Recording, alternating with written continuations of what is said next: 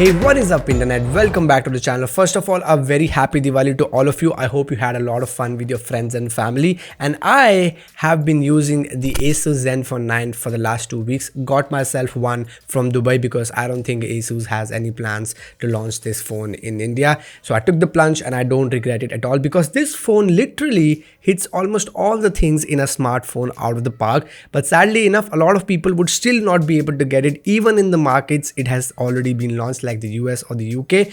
But if you're someone who saw this guy in a store or saw it listed online and are now wondering if you should really get the Asus Zenfone 9, well, this video is for you, my friend. So grab some popcorn, grab some drink, buckle up. This will be a long video.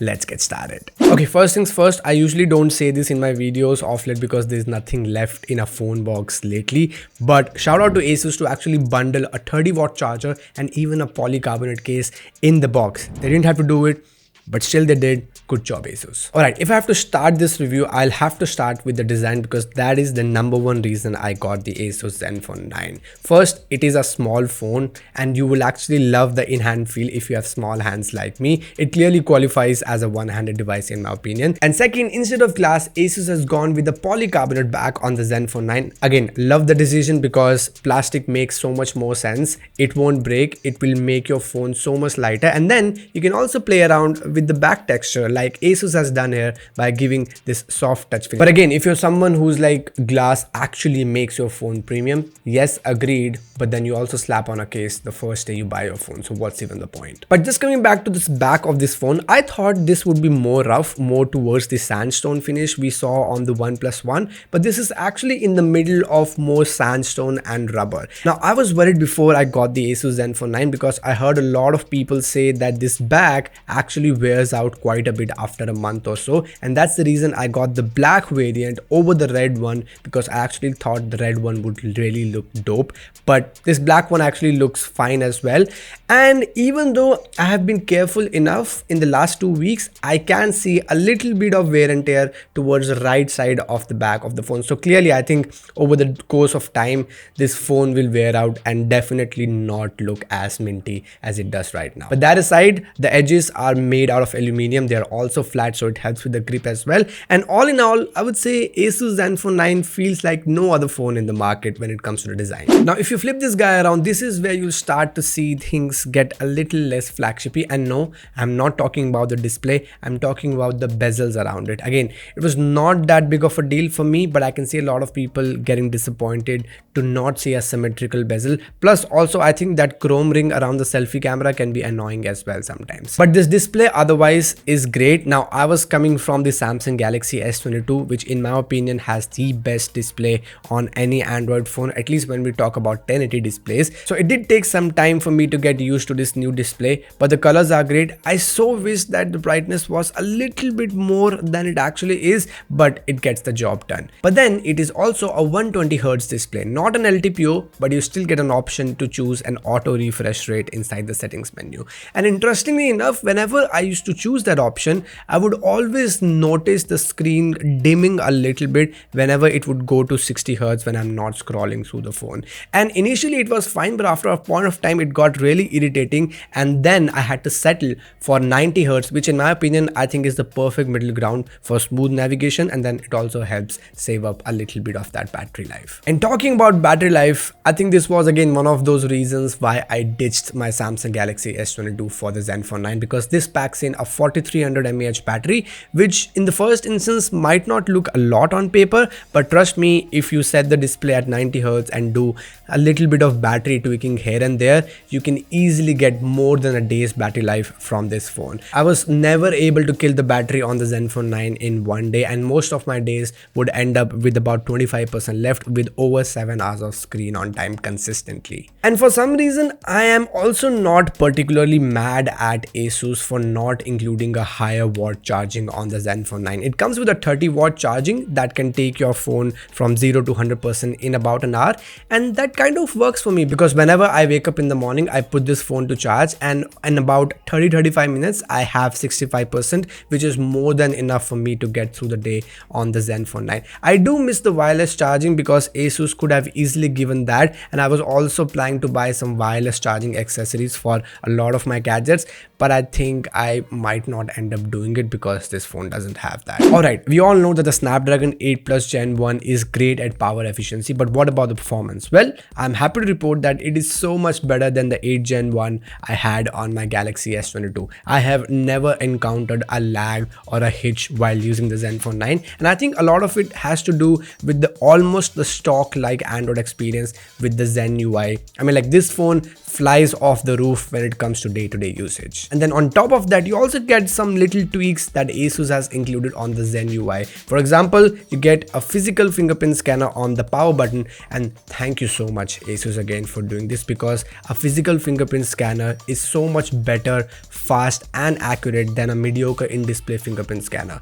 But then this fingerprint scanner and the power button also doubles up a shortcut key. I have set it to camera, but you can literally launch any other app. I was also very impressed to see a lot of battery optimization and charging options in the settings, and then you also get a dedicated one-hand mode, double tap at the back to take the screenshot, and also a dedicated gaming mode. Now, I am particularly not into gaming that much, but if for some reason you want to buy the Asus Zenfone 9 over the Asus ROG Phone 3 for gaming, well, you should be fine for most speeds. Now again, if you are into intensive gaming, it will warm up and heat after about 20 minutes mark, but then again, it's so much better than the Snapdragon 8 Gen 1 would have done in a similar situation. And surprise, surprise, you also get a headphone jack, so you can always grab your wired headphones while gaming.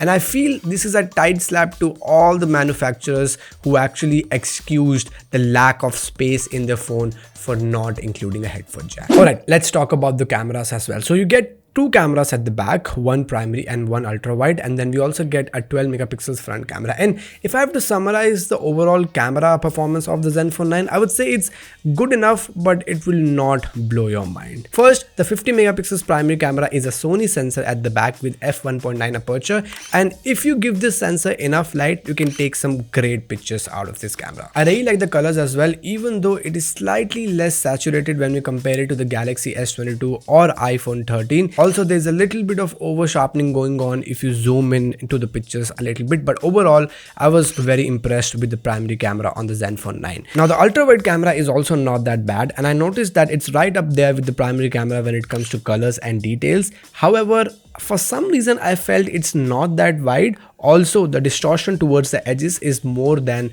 I've seen on some other Android phones. Now, I also took some portrait shots, and I was really again impressed with the edge detection, but the HDR on both the primary and wide angle actually struggles a little bit with the darker skin tones. Now, when you switch to low light or night photography, again, the story is pretty much the same. The primary camera is really nice. The wide angle is again good, but not great. Now, I also tried the Gcam on this phone, and honestly, I think I might be the only one saying this, but I felt the HDR on Gcam was way too aggressive for my liking. So most of the times, I actually preferred the pictures taken from the stock camera. Now, interestingly, my favorite of the three is the front camera, which is the 12 megapixels camera again.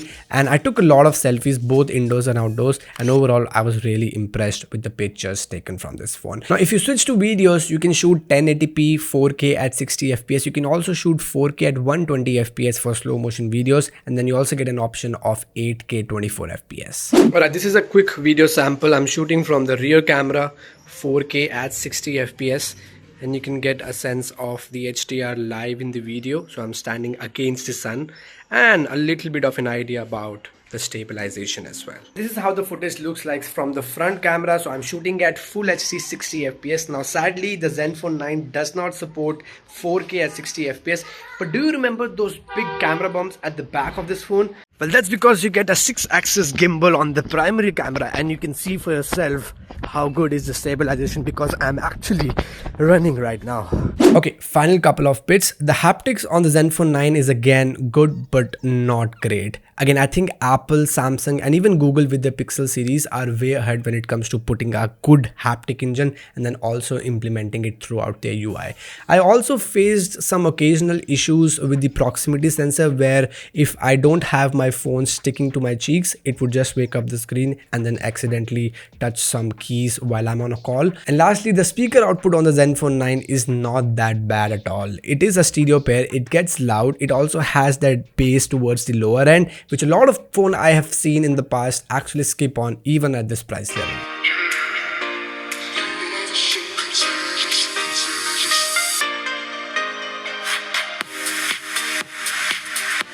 Alright, look, the Zenfone 9 in my opinion is as close as you can get to a no compromise Android flagship right now. It has a great design, compact form factor, really good display as well, amazing battery life, and also almost stock like Android experience and a decent pair of cameras. Now if I have to pick, the biggest complaint I have with this phone right now is the software support, because Asus is only promising that it will give a maximum of Android 14 to the Zenfone 9, and also I am yet to receive Android 13 beta on this phone, even though it was announced at least more than a month back now.